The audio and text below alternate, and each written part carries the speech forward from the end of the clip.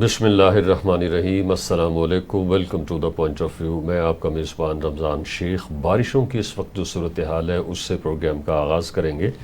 آج راولپنڈی، اسلام آباد، جڑواں شہروں میں شدید بارش ہوئی ہے اور اس کے متعلق یہ کہا جا رہا ہے کہ 70% زیادہ بارش ہوئی ہے جو معمول کے مطابق ہوتی تھی، جس سے کچھ نقصان بھی ہوا۔ اس سے پہلے کہ جو 20 دن ہے، نیشنل ڈیزاسٹر مینجمنٹ نے کل ایک رپورٹ جاری کی ہے، اس کے مطابق پنجاب میں 100 سے زائد افراد جو ہیں وہ ہلاک ہو چکے ہیں۔ پورے ملک میں 125 کے لگ بھگ افراد اس وقت اپنی جان سے ہاتھ دھو بیٹھے ہیں۔ میرے ساتھ موجود ہوں گے بلال سید صاحب، رضوان اشرف صاحب اور خالد منصور آفریدی صاحب۔ آپ تینوں کا بے حد شکریہ کہ آپ نے ہمیں جوائن کیا ہے۔ بلال صاحب، آپ سے گفتگو کا آغاز کرتے ہیں۔ آپ اس وقت راولپنڈی، اسلام آباد کے اندر موجود ہیں۔ کتنی بارش ہوئی ہے اور کیا اس سے پہلے آپ نے اتنی بارش دیکھی ہے؟ اور پھر جو حکومتی اقدامات تھے وہاں پہ ان کی کیا صورتحال رہی؟ لوگوں نے کتنا اپنے آپ کا خیال رکھا کہ وہ اس بارش کے جو ممکنہ طور پہ نقصانات ہو سکتے ہیں اس سے وہ محفوظ رہ سکے؟ جی، بسم اللہ الرحمن الرحیم۔ بہت شکریہ رمضان شیخ صاحب، آپ نے بڑا کرنٹ موضوع یا عام آدمی کو جو چیز ڈسٹرب کر رہی ہے اس کا انتخاب کیا ہے۔ بہت عام طور سے سیاسی ایشوز ہی ڈسکس ہوتے رہتے ہیں، سماجی مسائل ڈسکس نہیں ہو پاتے، تو بہت اچھا کیا آپ نے۔ کیونکہ اس پہ بات کرنا بھی بڑا مشکل ہے، بہت زیادہ ڈیٹا ہمارے پاس موجود نہیں ہے۔ میں ویسے آپ نے جب مطلع کیا تو اس کے بعد میں نے دیکھا کہ کیا ڈیٹا بول رہا ہے۔ سب سے زیادہ بارش 620 ملی میٹر سے زیادہ یہ 2022 میں یہ بارشیں ہوئی ہیں پورے یعنی اسلام آباد پنڈی میں۔ اس کا جو ہیوک تھا یا اس کا جو اثر تھا وہ بہت شدید تھا، جس میں ایویکویشن بھی ہوئی اور مور اور لیس 15,000 فیملیز کو ایویکیویٹ کیا گیا۔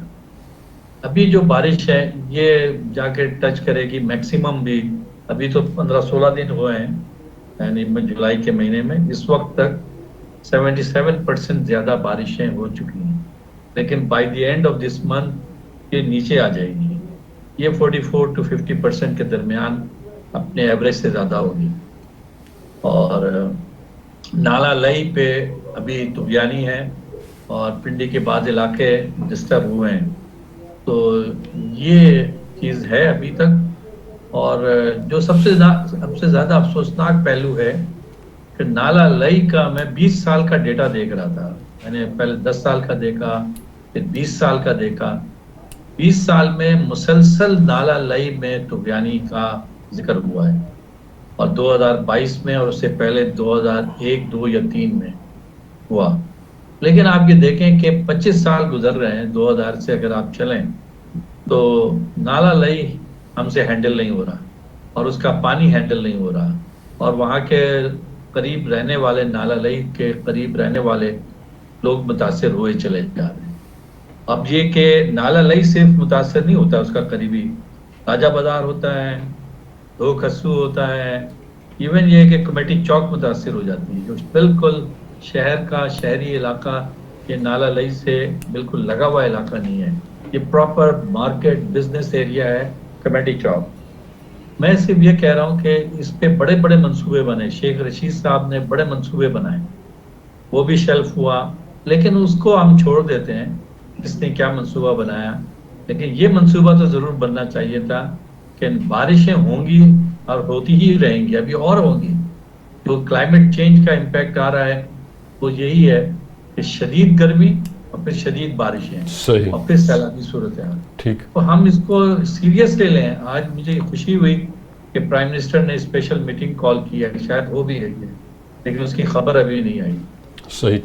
خالد منصور صاحب، یہ موسمی تغیرات تو یوں لگتا ہے کہ اب اس خطے کا مستقل طور پر حصہ بن گئے ہیں۔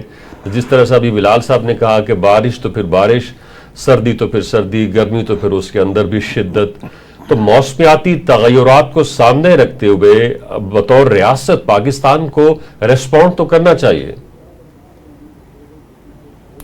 جی ہاں، شکریہ ونس اگین رمضان صاحب۔ جس طرح بلال صاحب نے اس پہ ایک سیر حاصل گفتگو کی اور انہوں نے وہ میئرمنٹ بھی بتائے جو ابھی تک حکومت لے لینے، اس میں سے ایک چھوٹا سا میں عرض کر دوں، جب یہ سیلاب آنے لگ رہا تھا وہ ویڈیو بھی بڑی وائرل ہوئی ہے، تو اس میں سے ایک ایمرجنسی ہارن بجایا جا رہا، اور آپ یقین مانیے کہ وہ ایمرجنسی ہارن ہاتھ میں لے کے جس طرح سوئیاں بندہ بنا رہا ہوتا ہے اسی طرح وہ پوں پوں پوں کر رہی ہے. یعنی میں حیران ہوں اس بات پہ کہ دنیا مریخ پہ پہنچ چکی ہے اور ہم اسی زمانے میں ہیں جو کہ پرانے وقتوں میں جس طرح ایمرجنسی کے ہارن کو بجایا جاتا ہے. باقی نانا لئی پہ تو انہوں نے بلال صاحب نے بڑی سیر حاصل کی. دوسرا جو آپ نے کلائمیٹ چینج کا کہا، تو اس میں سب سے جو پہلی دفعہ میری نظر میں گزرا، ہو سکتا ہے پہلی دفعہ بھی ہوا ہو، وہ ہے چکوال میں کلاؤڈ بسٹ ہوئے. اب چکوال میں تقریباً 400 سے 300 کے قریب ملی میٹر کے قریب یہ بارش ہوئی، اور وہ کلاؤڈ بسٹ. اب کلاؤڈ بسٹ جتنے بھی پچھلے ادوار میں رپورٹ ہوئے ہیں وہ ناردرن ایریاز میں ہوا، وہ ہیلی ایریاز میں کلاؤڈ بسٹ ہوتے تھے اور بہت ہی کم میدانی علاقوں میں. اب یہ میدانی علاقوں میں متواتر ہو رہے ہیں. اس کا کیا مطلب ہے؟ اس کا مطلب یہ ہے کہ جو کلائمیٹ چینج جو تھریٹ ہے وہ جینون ہے، اور جب تک ہم اس کو ایڈریس نہیں کر پائیں گے یہ مسائل آتے رہیں گے. اور اس میں سب سے بڑا ایشو جو ہے وہ پاکستان کا نہیں ہے، وہ ہمارے دو بڑے جائنٹس ہمسایہ ممالک، وہ ہے چین اور ہندوستان. ان دونوں کی وجہ سے کلائمیٹ چینج ہوا ہے. انڈسٹری گروتھ انہوں نے کی، پیسہ انہوں نے کمایا، ایکسپورٹ انہوں نے کی، اور سارا اس کی جو کلائمیٹ چینج کے فال بیک تھے وہ پاکستان پہ آ گئے. سارے نتائج ہم بھگت رہے ہیں. یا تو ہم نے کوئی انڈسٹری میں بڑی گروتھ کی ہوتی، ہم کوئی تقریباً 200 سے 300 ارب ڈالر ایکسپورٹ کر رہے ہوتے، پھر تو بات چلے مان سکتے تھے کہ ہم کچھ فنڈ جو ہے کلائمیٹ چینج کے لیے.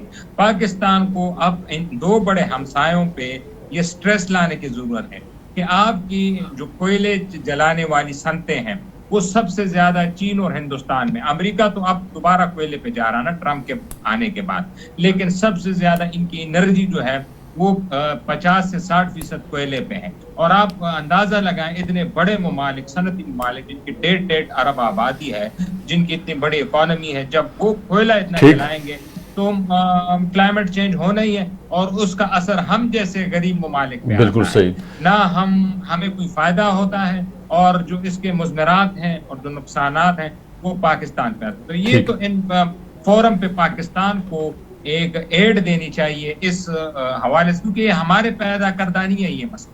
یہ اگر ہمارے پیدا ظاہر ہے کسی اور کی وجہ سے یہ پیدا کردہ ہے. رضوان صاحب، پاکستان تو وکٹم ہے پھر ایک طرح سے کلائمیٹ چینج کا، جس طرح سے ابھی منصور صاحب نے کہا کہ چین اور انڈیا کے اندر جو انڈسٹریلائزیشن ہوئی ہے اس کے نتیجے میں یہ کلائمیٹ کا جو بیلنس ہے وہ خراب ہوا ہے، اور اس کے نتیجے میں پھر زیادہ بارشیں ہو رہی ہیں. تو اس حوالے سے پاکستان کو بھی تو جو بین الاقوامی فورمز ہیں ان کے اوپر آواز اٹھانی چاہیے کہ ہم تو وکٹم ہیں، لہٰذا ہماری مدد کی جائے تاکہ ہم اپنے ملک کے اندر اس طرح سے جو ناگہانی آفات ہیں موسم کے ذریعے جو ہمارے ملک میں آتی ہیں ہم اس کو مینج کر سکیں، اس کے نتیجے میں جو نقصانات ہوتے ہیں انہیں کم سے کم کر سکیں. بہت شکریہ شیخ صاحب. یہ جو کلائمیٹ چینج کی بات آپ کر رہے ہیں، پاکستان واقعی اس کا وکٹم ہے، اور لیکن شاید پاکستان کی گورنمنٹ کو اس کا احساس نہیں ہے، اور پاکستان کی حکومت کے اندر آج اتنی بڑی کابینہ موجود ہے، وزیروں مشیروں کی ایک بہت بڑی تعداد ہے، بہت بڑی تعداد ہے، لیکن آپ کو کلائمیٹ چینج کا کوئی منسٹر نہیں نظر آئے گا، یا کلائمیٹ چینج کا کوئی کام یہاں پر آپ کو کوئی کرتا نظر نہیں آئے گا. اس کی وجہ یہی ہے کہ انہوں نے کبھی اس معاملے کو سمجھا ہی نہیں. عمران خان نے ہی اس معاملے کے اوپر بات کی تھی، بار بار اس نے اس کی طرف اشارہ کیا، اور عمران خان نے یہ کہا تھا کہ آگے جو کلائمیٹ چینج کی وجہ سے ہمیں مسائل نظر آ رہے ہیں اس میں درخت لگانا اور اس طرح کے کام کرنا. اب یہ جو آج صورتحال بنی ہے سیلاب کی، بارشوں کی اور یہ تمام چیزوں کی، آپ دیکھیں یہ اس سے پہلے 2023 کے اندر، 24 کے اندر اور 25 کے اندر، یہ 3 سال تو ہو گئے اس گورنمنٹ کو آئے ہوئے، نون لیگ اور پیپلز پارٹی کی. اس سے پہلے بھی جب اس طرح کی سندھ کے اندر صورتحال بنی، اب پنجاب کو اس قسم کی صورتحال کا سامنا ہے، اور یہ باقی شہروں کے اندر، صوبوں کے اندر، بلوچستان وغیرہ.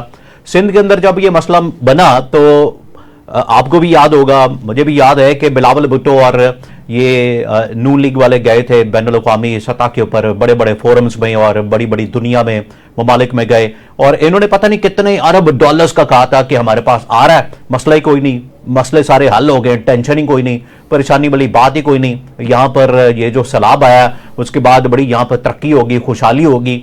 ना वो उसके बाद कोई पैसा आया, ना वहां से कोई टका आया, ना वहां से कोई बंदा मिलने आया, कोई उसके ऊपर काम नहीं हुआ। बस ऐसे ही खोखले नारे और दावे किए जाते हैं, और ऐसे लोगों को ये आया सैलाब, अमवात होंगी, लोग मरेंगे, जाँ बहक होंगे, हम हर रोज सुनेंगे। अब तो खैर पता नहीं इसके ऊपर बात कर भी सकते हैं कि नहीं कर सकते, क्योंकि ये इतने ज्यादा लोग नुकसान उठाते हैं, माली तौर पर भी होता है और जानी तौर पर सबसे ज्यादा होता है।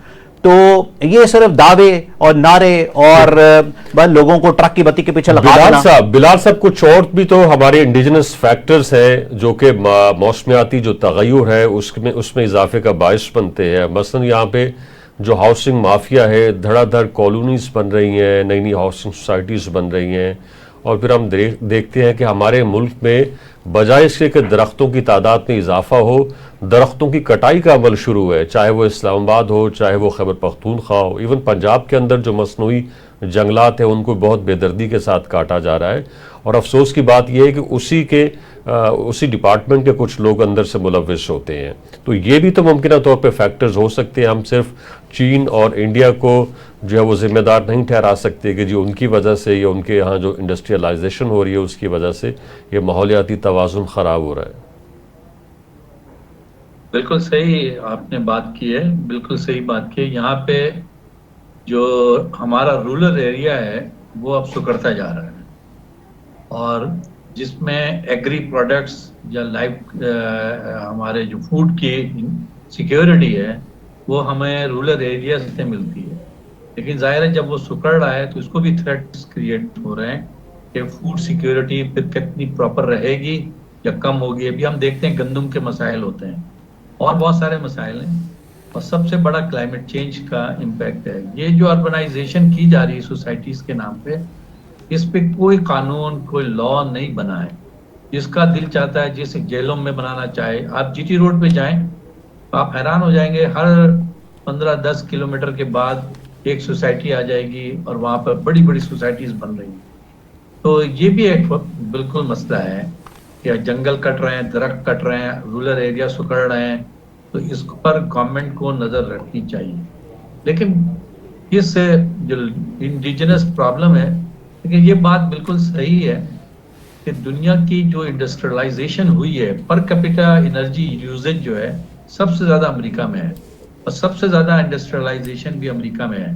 तकरीबन 31% अमेरिका है इस क्लाइमेट चेंज का सबब, और जाकर के कोई 14 या 15% चाइना है, फिर रशिया है, इंडिया बीच में जर्मनी है, फिर इंडिया का नंबर तो बहुत नीचे है।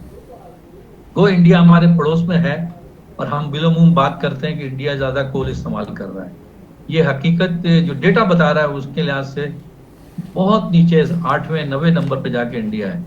हकीकतन मेन जो एनर्जी कंज्यूमर या इंडस्ट्रियलाइजेशन हो रही है, कोल का इस्तेमाल हो रहा है, वो चाइना में हो रहा है, हमारे पड़ोस में यानी जो मुल्क है। और वैसे ग्लोबली सबसे ज़्यादा इंडस्ट्रियलाइजेशन या पर पर्सन एनर्जी यूजेज वो है अमेरिका में। तो ये बहुत बड़े मसाइल हैं, और इसी वजह से अगर आप याद करें तो क्लाइमेट चेंज वो सबसे पहले एल गोर ने कॉइन किया था। एल गोर ने इसको उठाया था और उस पर बातचीत की थी। उसने बहुत कोशिश की है, उसने यहाँ तक कहा था कि जो न्यूयॉर्क का एरिया है मैनहट्टन, वो डूब जाएगा, लेकिन वहां पे भी किसी ने नहीं सुना उसे। और इस वक्त जो थ्रेट्स अमेरिका में सैलाब के, जलजले के, अभी आप देखें ह्यूस्टन में क्या हुआ है, स्वीप हो गया है ह्यूस्टन, बिल्कुल उसका एक इलाका। और हम जिस सवाद को रो रहे थे हम वो भूल गए, इसलिए कि वहां पर तकरीबन 125 लोग मरे हैं और इतने ही गायब हैं, अभी तक उनकी तलाश है। तो अमेरिका उसे हैंडल नहीं कर सका। वो अपना कहते हैं ना दाम में सयाद आ गया, हमें कहना तो नहीं चाहिए, लेकिन उसने कोई केयर नहीं की क्लाइमेट चेंज के बारे में। ये बहुत बड़े मसाइल हैं। ठीक है, एक ब्रेक और उसके बाद डिस्कशन को यहीं से रिज्यूम करेंगे। हमारे साथ रहिए।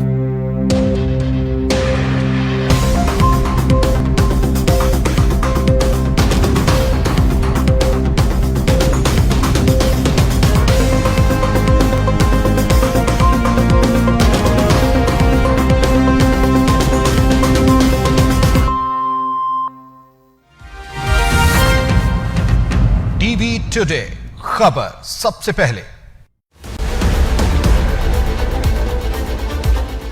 ये है वादी कश्मीर, खूबसूरती का इस्तारा, जहाँ कुदरती हुस्न और सियासी कशीदगी का इम्तजाज है। 10 मई 2025 को एक बार फिर पाकिस्तान ने भारत की हठधर्मी और जारहियत का मुंह तोड़ जवाब देकर उसे आलमी तवज्जो का मरकज बना दिया है। 22 अप्रैल 2025 को पहलगाम कश्मीर में सियाहों पर होने वाले दहशतगर्द हमले ने 27 अफराद की जान ले ली। हस्बे रिवायत भारत ने उस हमले का इल्जाम पाकिस्तान पर आयद किया, जिसे पाकिस्तान ने मुस्तरद कर दिया। 7 मई को भारत ने ऑपरेशन सिंदूर के तहत पाकिस्तान के मुख्तलिफ शहरों पर रात की तारीकी में हमले शुरू कर दिए। हमलों के बाद दोनों ममालिक ने सफारती ताल्लुकात मुनक़ता किए, वीजा पॉलिसियों में तब्दीलियां की और सरहदी इलाकों में फौजी नकलो हरकत में इजाफा हुआ। 10 मई की सुबह पाकिस्तान ने भारतीय जारहियत का मुंह तोड़ जवाब देने के लिए पाक फिजाइया के शाहीनों को फिजा में भेजा। गरूर और तकब्बुर से लबरेज मोदी सरकार के नापाक अज़ाइम को तक़वियत देने वाले 26 मिलिट्री तंसीबात 2 मकामात पर S-400 और 6 जंगी जहाजों को तबाह कर दिया। अमेरिका की सालसी से दोनों ममालिक ने फौरी जंगबंदी पर इत्तफाक किया। ताहम नरेंद्र मोदी की तकरीर में हठधर्मी, गुस्सा और जारहियत वाज़ेह महसूस की जा सकती है, जिससे ये इशारे मिलते हैं कि भारत जनूबी एशिया के अमन के लिए कितना खतरनाक है। खित्ते में अमन के लिए चीन का किरदार नहायत अहम है। चीन ने हमेशा पाकिस्तान का हर मुश्किल में साथ दिया है। पाकिस्तान की अमन दोस्त पॉलिसियों की वजह से चीन और पाकिस्तान की दोस्ती लासवाल है। आलमी बरादरी ने कशीदगी कम करने के लिए पाकिस्तान और भारत को मुज़ाकरात की मेज पर बैठकर कश्मीर और पानी जैसे तस्फिया तलब मसाइल को हल करने की दरख्वास्त की है। कश्मीर की वादी आज भी अमन की मतलाशी है। कश्मीर का पुरअमन हल निकाले बगैर खित्ते में अमन कायम करना मुमकिन नहीं। जरूरी नहीं कि मेरा पॉइंट ऑफ व्यू वही हो जो आपका है, कि हम बहुत सारे मामलात में अलग तरह से सोचते हैं। यही अलग सोच, अलग अंदाज और अलग जाविया हमारी मदद करता है हालात व वाक़यात की उन गुत्थियों को सुलझाने में जिन्हें सुलझने में जमाने में। पॉइंट ऑफ व्यू मंजिल ही नहीं, शाहरा भी, ऐसी शाहरा जहां सिर्फ सच महज सफर। आप भी इस सच का हिस्सा बनिए, पॉइंट ऑफ व्यू का हिस्सा बनिए। देखिए प्रोग्राम पॉइंट ऑफ व्यू पीरता जुमेरात 7:03 पर only on TV today. TV today खबर सबसे पहले।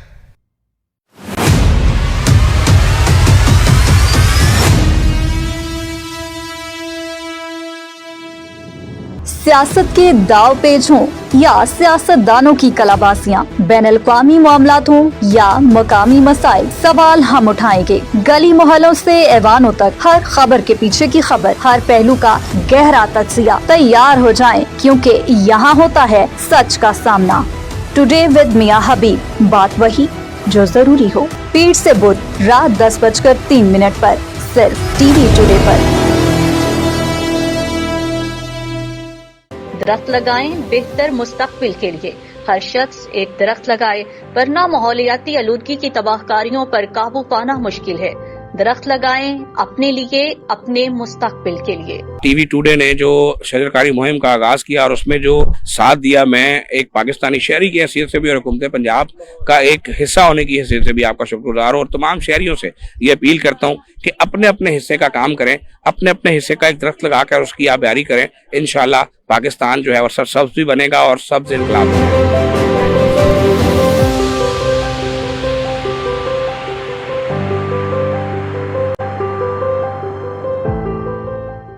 बरसात का मौसम, रहमत भी आजमाइश भी। ये बारिश किसी के लिए खुशी, किसी के लिए मुसीबत। जब आसमान बिजली बरसाए, जमीन पर पानी का सैलाब उमड़ाए, तो याद रखें ये खूबसूरत मौसम जानलेवा भी हो सकता है। बिजली के खंभे, गीली जमीन, गिरते दरख्त, टूटते साइन बोर्ड, आपकी एक गलती जिंदगी का पछतावा बन सकती है। रुक जाएं, सोच लें, बारिश में गैर जरूरी बाहर न निकलें। पानी में छिपे बिजली के तार जान ले सकते हैं। बहते पानी को खेल न समझें, बच्चों को संभालें, खुद भी संभल जाएं। याद रखें, बारिश का मौसम एहतियात का मौसम है। जरा सी समझदारी आपकी जिंदगी बचा सकती है। याद रखें, एहतियात जिंदगी है। मानसून के दौरान एहतियात करें, महफूज रहें।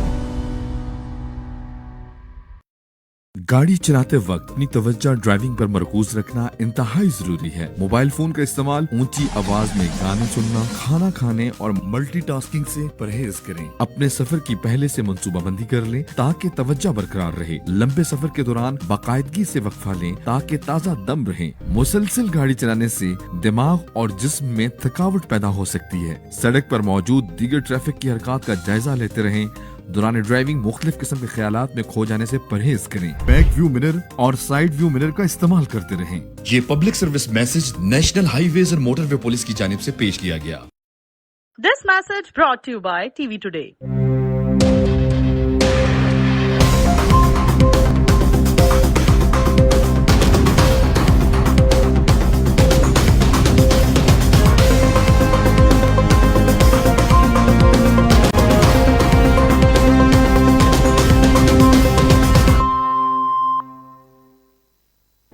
जी वेलकम बैक। मंसूर साहब आपकी तरफ आते हैं एक और मौजू के साथ। आज जो है अमीर जमात इस्लामी हाफिज नईमुर रहमान, उन्होंने ये दावा किया है कि पीटीआई ने उनको अप्रोच किया है कि जी आप हमारी तरफ से हुकूमत के साथ बात करें बानी पीटीआई के रिहाई के हवाले से। और उन्होंने जवाब में ये कहा कि जी आप पहले जाएं, मैंडेट लेके आएँ ताकि जो आप बात कर सकें जिम्मेदारी के साथ बात कर सकें और उसकी बुनियाद के ऊपर हम फिर आगे जो कम्युनिकेट करें वो भी जिम्मेदारी के साथ करें। कहीं ऐसा ना हो कि जी हम आपके बिहाफ के ऊपर बात तो कर लें मगर फिर आप ये कहें कि जी बानी पीटीआई नहीं मान रहे, तो पहले जाएं और मैंडेट लेके आएँ। ये तो एक डेवलपमेंट है, मगर इसके साथ साथ हम देखते हैं कि पिछले 5-6 माह की जो पॉलिटिक्स है पीटीआई की और हुकूमत के साथ जिस तरह से वो उतार चढ़ाव रहा है, मुज़ाकरात के दौर भी आए, इस तरह की सूरत हाल पैदा होती रही। वहां पीटीआई मुज़ाकरात नहीं करने जाती तो मगर दाएं बाएं देखती है कि कोई बात करवा दे, कोई इधर से आ जाए, कोई उधर से मदद कर दे। तो बजाय इसके कि वो बराह रास्त बात करे, क्योंकि हुकूमत की तरफ से इस तरह के इशारे मिलते रहते हैं कि आप आइए बात कीजिए, तो फिर तीसरे फरीक को कहना, उसके पास जाना, इस डेवलपमेंट को आप किस तरह से देखते हैं? रमजान साहब, मेरे ख्याल से ये डेवलपमेंट हम 5-6 महीने से इसी तरह देख रहे हैं। असल में पीटीआई में जिस तरह हाफिज साहब ने उनको कहा है कि पहले आप खुद आपस में बात करें, अब जो ये पीटीआई ने उनको अप्रोच किया है तो ये किस पीटीआई ने? ये गंडापुर के पीटीआई ने की है, ये उमर अयूब के पीटीआई ने की है, ये सलमान अकरम राजा की पीटीआई ने, ये इमरान खान की पीटीआई ने, या ये जो बुशरा बीबी है उनकी पीटीआई ने की। मतलब पीटीआई पे तो भी ABCD वो जमीनी तौर पे नहीं लगे, लेकिन किताबी तौर पे अभी तक नहीं लगे, लेकिन जमीनी तौर पे हकीकी में जिस तरह मुस्लिम लीग में नून काफ ए बे शीन शेख रशीद साहब अक्सर कहा करते थे, इस तरह पीटीआई में भी लग चुके हैं। काफी अलिफ से लेके ये तक हर ग्रुप लग चुका है। अब क्योंकि ये खुद क्लियर नहीं है और ना इनके अपने अंदर कोई सलाह है, मशवरा है। कभी सलमान अकरम राजा साहब आके मीडिया पे अपने ही लोगों को डांटते हैं कि तुम्हारी ये जो रिस्ट्रिक्शन नहीं है। गंडापुर साहब पे सवालात उठते हैं। यहाँ मैं क्योंकि आपको KPK से बात कर रहा हूँ, यहाँ पे इतने ग्रुप्स बने हुए हैं कि अलग-अलग MPA अपना अपना ग्रुप चला रहा है। असल में ये क्यों है? ये इसलिए है कि 10 मई 2023 तक तो इन्होंने इमरान खान साहब ने हुकूमत और एस्टेब्लिशमेंट को आड़े हाथों नहीं हुआ, और इसमें कोई शक नहीं है कि पीटीआई का नैरेटिव बिखरा। लेकिन जैसे ही पाक भारत की जंग हुई और उसके बाद बयानिया मुकम्मल तौर पे चेंज हो गया, तो अब तो एस्टेब्लिशमेंट भी और मैं तो कहती हूँ हुकूमत भी, वो भी कहते हैं हमें जरूरत नहीं है इनसे बात करने की। मतलब कहते हैं कि मुज़ाकरात होने चाहिए, लेकिन वो कहते हैं हमें कोई अब जरूरत नहीं। जो सख्त वक्त था, लेकिन कौन सा सख्त वक्त था? बयानिया का सख्त वक्त। जिस तरह इमरान खान ने और सारी पार्टी ने एस्टेब्लिशमेंट और आर्मी चीफ को आड़े हाथों लिया था, जिस तरह उनके खिलाफ बयानिया बयाना था, वो एक सख्त वक्त है। और दूसरे माशी हालात, ये दो सख्त वक्त 2 साल 2022 से लेके मई 2025। अब वो दोनों चीजें कवर हो गई। IMF का लोन भी आ गया, आपकी स्टॉक एक्सचेंज भी ऊपर परफॉर्म कर रही है। आम आदमी तक मैं मानता हूँ समरात नहीं है, लेकिन चीजें बेहतर हो गई। और इस तरह बयानिया बहुत मैटर करता है। किसी भी मुल्क, किसी भी सियासत में रिजल्ट से पहले बयानिया ही मैटर करता है। یہ جو ہم جنگ جیتے ہیں، اگر آپ دیکھیں تو ان کا بھی نقصان ہوا جنگ میں، ہمارا بھی نقصان ہے، ٹھیک ہے، لیکن ہم کہتے ہیں ہم نے بیانیہ ہندوستان سے، ٹھیک ہے، اسی طرح اسٹیبلشمنٹ اور حکومت نے عمران خان سے بیانیہ چھین لیا ہے مستقبل کا، تو مجھے نہیں لگتا اس پہ کوئی رزلٹ آئے گا۔ ٹھیک ہے رضوان صاحب، یہ اس کی ممکنہ طور پہ وجہ کیا ہو سکتی ہے؟ کیا پی ٹی آئی کو اب یقین ہو گیا ہے کہ مذاکرات کے علاوہ یا تیسرے فریق کو بیچ میں ڈال کے اس معاملے کو سلجھایا جا سکتا ہے، اس کے علاوہ اور کوئی چارہ نہیں؟ اور ہم دیکھتے ہیں کہ چند دن پہلے جو کوٹ لکھپت جیل کے اندر پی ٹی آئی کے کچھ رہنما قید میں ہیں، انہوں نے بھی ایک خط لکھا تھا جس کو بیرسٹر گوہر نے کہا کہ جی ہم اس خط کے متن سے جو ہے اتفاق نہیں کرتے، تو اس سے بھی لگتا تھا کہ پی ٹی آئی کے اندر ایک سے زیادہ گروہ موجود ہیں۔ تو اب پھر یہ والی ڈیولپمنٹ، اب ہم یہ بھی نہیں کہہ سکتے کہ جی حافظ نعیم الرحمان جو ہے وہ غلط بیانی کر رہے ہیں، کوئی حکومتی رکن یہ کہتا تو پھر اور بات ہوتی، آپ لوگ اس کو آبجیکٹ کرتے یا اس کو شک کی نگاہ سے دیکھتے، یہ تو ایک اور پولیٹیکل پارٹی ہے، اس کے سربراہ ہیں جن کی کریڈیبلٹی ہے وہ یہ بات کر رہے ہیں۔ تو کیا پی ٹی آئی کو یقین ہو گیا ہے کہ اب اس طرح کے معاملات سے ہی جو اس وقت حالات ہیں ان میں سلجھاؤ آ سکتا ہے، ادروائز اس کی کوئی دوسری صورتحال نہیں ہے؟ دو تین باتیں شیخ صاحب آپ نے اس میں کی ہے، میں دو تین باتوں کو جواب دیتا ہوں۔ پہلی بات یہ جو گروپ بندی کی بات ہوتی ہے، دھڑے بندی کی بات ہوتی ہے پی ٹی آئی کے اندر، اور کہا جاتا ہے کہ اس میں بہت سارے گروپس بن گئے ہیں، یہ فلانے کا، یہ فلانے کا، یہ اس کا، یہ اس کا۔ مسئلہ یہ پارٹیوں کے اندر اس طرح سے ہوتا ہے، اتنے گروپ نہیں ہوتے۔ یہ آپ دیکھیں کہ جب اپوزیشن کے اندر جماعت ہوتی ہے، پارٹی ہوتی ہے، اور اوپر سے جب ان کا لیڈر غائب ہو جاتا ہے، نیچے سے پارٹی بالکل فارغ ہو جاتی ہے۔ کم از کم یہاں ایسی سچویشن نہیں ہے۔ یہ نون لیگ نے بھی اس طرح کا وقت دیکھا، پیپلز پارٹی نے بھی دیکھا، اوپر سے لیڈرشپ جلا وطنی میں چلی جاتی ہے، بھاگ جاتی ہے، غائب ہو جاتی ہے، اور نیچے پارٹی بالکل فارغ ہو جاتی ہے۔ یہاں پر کم از کم اس طرح سے ابھی تک ایک فارورڈ بلاک نہیں بن سکا آفیشلی، چاہے جتنے مرضی بنے ہوں اندر۔ یہ ہر پارٹی کے اندر آپ کو گھر کے اندر دو گروپ آپ کو نظر آتے ہیں، تو یہ پارٹی کے اندر اس طرح کے گروپس ہونا، آپ ایک فارورڈ بلاک بنا کے دکھا دیں۔ پچھلے 3 سال میں بڑی کوشش کی گئی ہے، بندے توڑ دیے، پارٹی توڑ دی، سب کچھ کر لیا، فارورڈ بلاک نہیں بن سکا۔ جب فارورڈ بلاک بنے گا تو پھر پتا چلے گا کہ ہاں جی اندر کچھ ہوا ہے، ہل جل ہوئی ہے۔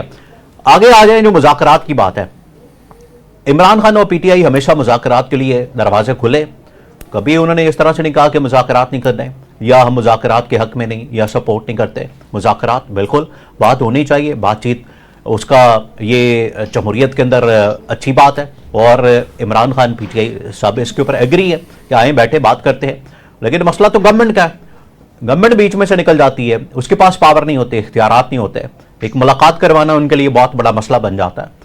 اس لیے یہ پہلے بھی پی ٹی آئی نے مینڈیٹ دیا محمود خان اچکزئی کو، اب انہوں نے کہہ دیا ہے حافظ نعیم الرحمان کو جو جماعت اسلامی کے سربراہ ہیں، تو ان کو کہہ دیا ہے۔ تو یہ بات تو کریں آگے، گورنمنٹ اصل میں مسئلہ تو گورنمنٹ کا ہے، ورنہ یہ جو پی ٹی آئی کی جانب سے اب تحریک اور احتجاج کی بات ہو رہی ہے وہ پھر اپنا راستہ خود ہی بنا لیں گے۔ بلال صاحب، ہم دیکھتے ہیں کہ پی ٹی آئی اپوزیشن میں ہے، اور بطور اپوزیشن کی بڑی جماعت کے جو دیگر چھوٹی جماعتیں ہیں یہ ان کو اپنے ساتھ ملانے میں ناکام رہی ہے۔ 26ویں آئینی ترمیم کے دوران اگرچہ اس کی کچھ قربت پیدا ہوئی جمعیت علماء اسلام کے ساتھ، مگر ابھی چند دن پہلے پی ٹی آئی کے لوگوں نے مولانا فضل الرحمان صاحب کو منافق کہنا شروع کر دیا۔ اب اس طرح کی زبان، اس طرح کے القابات، اس طرح کے الفاظ جب آپ ایک دوسرے کے لیے استعمال کرتے ہیں تو پھر بہت مشکل ہوتا ہے کہ آپ کے ساتھ کوئی آ کے کھڑا ہو یا کوئی اتحاد بن پائے۔ اب جماعت اسلامی کی طرف رجوع کرنا پی ٹی آئی کا، تو کیا لگتا ہے کہ آنے والے دنوں میں اگر دونوں سیاسی جماعتیں قریب آتی ہیں تو تھوڑا سا جو اپوزیشن ہے اس کے اندر جان پیدا ہوگی، یا پی ٹی آئی پھر اس سے جان چھڑا لے گی کہ نہیں مجھے جماعت اسلامی کی ضرورت نہیں ہے؟ کیونکہ ہم نے دیکھا ہے کہ جس طرح سے آرگنائز پروٹیسٹ جماعت اسلامی کرتی ہے شاید ہی پاکستان کے اندر کوئی پولیٹیکل پارٹی کرتی ہے، تو پھر جماعت اسلامی بھی ہوشیار رہے گی اس حوالے سے کہ جی کہیں مجھے پی ٹی آئی استعمال نہ کر لے۔ جی اپنے رمضان صاحب بہت شکریہ، یہ بڑا آج کل کا یہ بھی بہت ہی ٹچی موضوع ہے پی ٹی آئی کے فالوورز کے لیے، پی ٹی آئی کے سے اپوننٹس کے لیے بھی۔ میں تو جو بات کہوں گا اس حوالے سے، اس کانٹیکسٹ میں جو جماعت کے امیر نے کہا ہے لیکن سب سے زیادہ امپورٹنٹ یہ تھا یا یہ ہے کہ اس موضوع پہ، مذاکرات کے موضوع پہ 3 فریق ہیں، ایک اسٹیبلشمنٹ، ایک کرنٹ حکومت اور تیسری PTI۔ اگر اعلان ان کی طرف سے ہوگا کہ ہم نے مذاکرات کی دعوت دی ہے، باقاعدہ طور پر PTI اعلان کرے گی، یا حکومت نے تھوڑا بہت اعلان کیا، یا پھر اسٹیبلشمنٹ اگر کہے، جس کے امکانات بالکل نہیں ہیں، تو پھر بات کچھ سیریس لگے گی۔ یا تو PTI اعلان کرے، باقاعدہ اعلان کرے کہ ہم مذاکرات کے لیے جماعت کو انوالو کریں۔ جماعت کا کہنا اور اس پہ شرط بھی لگانا، تو میرا خیال ہے یہ بہت ہی ویک آفر ہے، اور یہ جو بات کہی جاتی ہے کہ PTI کسی وقت بھی یو ٹرن لے لے گی، تو اس کے ہی امکانات۔ ایک دیکھیں، مذاکرات ایک بز ورڈ بن گیا ہے اور سیاست کا ایک نمبر اسکورنگ طریقہ بن گیا ہے۔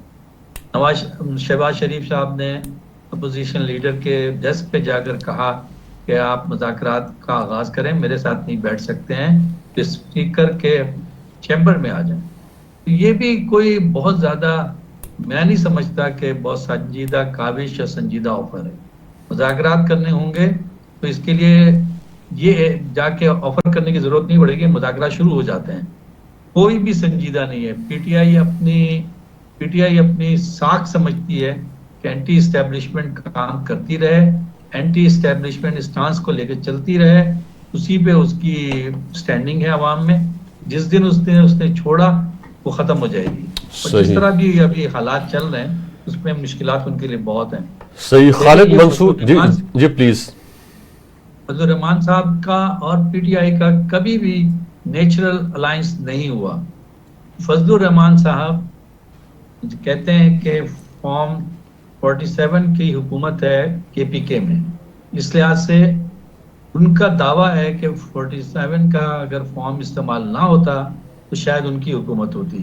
اور ویسے بھی آن گراؤنڈ بھی PTI اور فضل الرحمان کا بڑا یعنی زبردست مقابلہ KPK میں، اس نے کبھی ممکن ہی نہیں، نظریاتی طور پر بھی بہت دوریاں ہیں۔ تو میں سمجھتا ہوں کہ یہ منافق کہنا، یہ بھی ایک اپنے فالوورز کو اکٹھا کرنے کی کوشش ہے ایک طریقے کی۔ اب سینٹ الیکشن میں دیکھیں کیا ہو رہا ہے۔ ٹھیک، سینٹ الیکشن میں تقریباً ڈیل ہو گئی ہے کہ 6 سیٹ ان کی ہوگی، 5 سیٹ ان کی ہوگی۔ وہ اس کی وجہ یہ ہے کہ کوئی ایک دوسرے سے لڑنا نہیں چاہ رہا، کوئی ایک اپنا گراؤنڈ نہیں چھوڑنا چاہ رہا، اپنی اصل انسٹانس سے پیچھے ہٹنا نہیں چاہ رہا۔ تو اصل بات یہ ہے، سب اپنے اپنی جگہ پہ کھڑے ہوئے ہیں، اور اس کا سب سے زیادہ نقصان عمران خان صاحب کو ہو رہا ہے۔ ٹھیک ہے۔ وہ پتہ نہیں کیوں باہر نکلنے والی حکمت عملی، رہائی کی حکمت عملی اختیار نہیں کر رہے۔ وہ چاہ رہے ہیں کہ کوئی ان کو ریسکیو کر لے، کوئی بہت بڑا یعنی قداور قسم کا کوئی طریقہ کار اختیار کر کے وہ باہر آ جائیں کہ انہوں نے اسٹیبلشمنٹ کو شکست فاش دے دی ہے۔ تو یہ مجھے پاکستان میں ہوتا ہوا لگ نہیں رہا۔ مجھے تو بہت ہی یعنی افسوس ہوتا ہے کہ پاکستان کی سیاست اس دلدل میں بستی چلی جا رہی ہے۔ پولیٹیکل پارٹیز ایک کمپرومائز کرنے کو تیار نہیں ہو رہی ہیں، مسئلے پر مفاہمت کا راستہ اختیار نہیں کر رہی۔ ٹھیک ہے خالد جی، ٹھیک ہے خالد منصور صاحب، یہ جو PTI ہے یہ اسٹیبلشمنٹ کو تنقید کا نشانہ بناتی ہے، اور اسی تنقید کے ذریعے ووٹرز کو انٹیکٹ رکھتی ہے، اپنے فالوورز کو انٹیکٹ رکھتی ہے، اور اسے لگتا ہے کہ اگر اس نے اسٹیبلشمنٹ کے اوپر تنقید کم کی یا چھوڑی تو اس کا ووٹر جو ہے وہ بھاگ جائے گا، جبکہ اسے یہ بھی اچھی طرح سے معلوم ہے کہ اس کا جو کام بننا ہے وہ اسی طریقے سے بننا ہے کہ اسٹیبلشمنٹ کے ساتھ اس کی کسی حوالے سے صلح ہو کسی مقام پہ جا کے۔ تو اس حوالے سے بھی جو ہے اس کی سوچ ہمیں واضح طور پہ نظر آتی ہے کہ وہ صلح بھی چاہتی ہے، ووٹرز کو بھی بھڑکاتی رہتی ہے اس کے خلاف۔ سوشل میڈیا کے اوپر ہم آئے روز اس طرح کے معاملات دیکھتے رہتے ہیں۔ ابھی چند دن سے خیبر پختونخوا کے اندر یا خیبر پختونخوا کی حکومت میں تبدیلی کے حوالے سے باتیں چل رہی ہیں کہ جی وہاں پہ PTI کے اندر سے ایک گروپ سامنے آ رہا ہے، علی امین گنڈا پور سے لوگ تنگ ہیں، 13 سال ہو گئے وہاں پہ کوئی تبدیلی نہیں آئی، کوئی ادارہ کھڑا نہیں کیا، کوئی اصلاحات کھڑی نہیں کی، کرپشن کے نت نئے سکینڈلز وہاں پہ سامنے آ رہے ہیں۔ تو اگر اس طرح سے کوئی موو سامنے آتا ہے تو پھر وہاں پہ لوگوں کا کیا ری ایکشن ہوگا؟ آپ وہیں پہ موجود ہیں، کچھ ہمارے ساتھ شیئر کیجئے۔ جی ہاں، جو آپ نے کہا کہ پی ٹی آئی جو ہے اسٹیبلشمنٹ ہی کی طرف سے ان کو راستہ کھلے گا، تو پھر کیوں اسٹیبلشمنٹ کی طرف سے نہیں جا رہے؟ اصل میں اسٹیبلشمنٹ کی طرف تو وہ جا رہے ہیں نا. آپ دیکھیں نا، عمران خان صاحب کے تو 3 خطوط لکھے جا چکے ہیں جو موجودہ فیلڈ مارشل اور فیلڈ مارشل صاحب نے اور پھر اسٹیبلشمنٹ نے بالکل میڈیا پہ آ کے کہا کہ ہمیں کوئی ایسا خط نہیں ملے. انہوں نے بالکل اس خط کو آپ کہہ لیں کہ ردی کے ٹھوکوں ہے، تو وہاں سے کچھ نہیں مل رہا. آپ دیکھیں نا، جب ان کو معمولی سا یہ ملتا ہے کہ کوئی گرین لائٹ ہو تو یہ تو بالکل سیدھا ہو جاتے ہیں اور ساری تنقید سول حکومت نون لیگ کے لیے. لیکن جب وہاں سے پھر ہری جھنڈی مل جاتی ہے تو پھر یہ آپ دیکھیں، کل پرسوں ہی دیکھیں ان کی ٹویٹ دیکھ لیں عمران خان صاحب، وہ سیدھا فیلڈ مارشل صاحب نے، تو پھر یہ چیز شروع ہو جاتی. تو یہ تو ان کو پتا ہے کہ ہمیں وہیں سے ملے گا، لیکن وہاں سے کچھ راستہ، کچھ سگنل، کچھ اشارے ملے نا تب آگے بات بڑھے گی. تو وہاں سے تو کچھ نہیں ہے. وہاں سے تو میرے حساب سے 0% ان کے ساتھ کوئی معاملہ پہلے ہونے والی ہے آئندہ 1 سال 2 سال جب تک یہ نظام چل رہا. دوسرا جو آپ نے کے پی کی حکومت کی بات کی ہے، تو میرا نہیں خیال کہ اگر حکومتی پارٹی چاہیں گے، خاص کر مولانا صاحب، تو وہ تو سرگرم ہے. لیکن جو مقتدرہ ہے یا جو اسٹیبلشمنٹ ہے وہ یہ نہیں چاہیں گے کہ یہ حکومت ٹاپر، کیونکہ ان سے گنڈاپور سے بہتر چیف منسٹر اسٹیبلشمنٹ کو اور مقتدرہ کو مل ہی نہیں سکتا.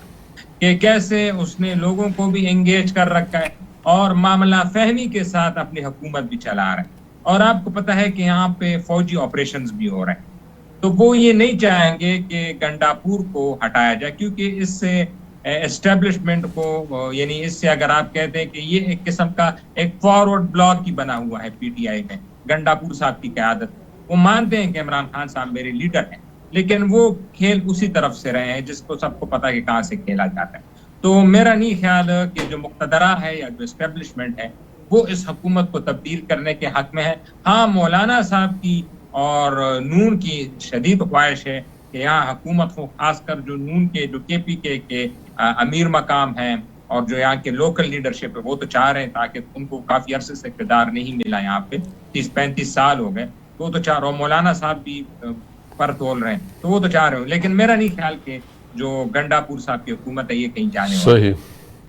رضوان صاحب، یہ جو تنظیمی ڈھانچہ ہے یہ بھی پی ٹی آئی کا کہیں نظر نہیں آتا. ان کی جو پالیسیز ہے ان کے اوپر ان کے ورکرز کا اعتماد نہیں ہے. جنرل الیکشنز میں ٹکٹوں کی تقسیم ہو تو بڑے جھگڑے پیدا ہوتے ہیں، اور ہم نے دیکھا اب سینٹ کے الیکشن کے حوالے سے بڑی لیدے وہاں پہ ہو رہی ہے. کچھ لوگ ایسے ہیں جو اس وقت پریس کلب پشاور کے باہر احتجاج کر رہے ہیں، جن کا یہ کہنا ہے کہ جو پارٹی کے درینہ کارکن تھے، وفادار کارکن تھے، ان کو نظر انداز کیا گیا، اور ایسے لوگ جو بااثر تھے، جو پیسے والے تھے، ان کو ٹکٹ دے دیے گئے. یہ سارے مسائل اس وجہ سے آ رہے ہیں. یہ بات آپ کی ٹھیک ہے، جو سینٹ کا الیکشن ہے اور سینٹ کے الیکشن کے اندر ٹکٹوں کا مسئلہ ہے. یہی مسئلہ اس وقت بھی آیا تھا جب عام انتخابات ہوئے 8 فروری 2024 کے. مسئلہ کہاں ہے؟ مسئلہ یہ ہے کہ لیڈر ان کا جیل کے اندر موجود ہے. پرابلم یہاں آتی ہے، اگر وہ باہر ہو اور باہر سے وہ فنکشن کر رہا ہو، لندن کے اندر بیٹھ کے کام کر رہا ہو، دبئی کے اندر بیٹھ کے کام کر رہا ہو، تو مسئلہ ہی کوئی نہ ہو. پھر تو عمران خان جو جس کے اوپر ہاتھ رکھے اس کو ٹکٹ مل جائے، جو جس کو میدان میں کھڑا کیا جائے وہ سامنے آ جائے. پرابلم ہی یہاں پر آتی ہے کیونکہ اس کے ساتھ کمیونیکیشن بند کر دی جاتی ہے، ملاقاتیں بند کر دی جاتی ہیں، بات چیت بڑی کم ہوتی ہے ڈائریکٹ. اور یہ اتنا بڑا ایونٹ ہے سینٹ کے الیکشن کا، تو اس میں کیونکہ کمیونیکیشن نہیں ہوتی، اس وجہ سے عمران خان کو ڈائریکٹ آن بورڈ نہیں لیا جاتا. پھر عمران خان کی اس طرح سے بات بھی سامنے نہیں آتی. تو باہر پھر جو بھی گروپ ہوتا ہے وہ اپنی کچھ نہ کچھ تو مینپولیشن کر لیتا ہے. تو یہ آسانی سے ہو جاتے ہیں، اس طرح کے معاملات تو بڑی آسانی سے ہو سکتے ہیں. لیکن اس کا اگر آپ لنک اسٹیبلش کریں گے تو وہ ظاہری بات ہے عمران خان کے جیل میں ہونے کی وجہ سے یہ مسائل پیدا ہوتے ہیں، یہ بالکل آتے ہیں. اور ابھی یہ الیکشن والا معاملہ، سینٹ کے الیکشن والا معاملہ جو کہ منڈے کو ہوگا، تو یہ ایک سیریس ایشو تو ہے. اب اس میں کون کتنی سیٹیں نکالتا ہے یہ پھر آپ کو پتہ ہے، بعد میں بھی پتہ چل جائے گا کہ کہاں کس نے کیا کیا ہے. اس کے ساتھ ہی ہمارے پروگرام کا وقت ختم ہوا چاہتا ہے. آپ تینوں کا بے حد شکریہ، آپ نے ہمیں جوائن کیا. یہ تھا ہمارا پوائنٹ آف ویو. اپنے پوائنٹ آف ویو سے آگاہ کرنے کے لیے وزٹ کیجیے ہماری ویب سائٹ tvtoday.com.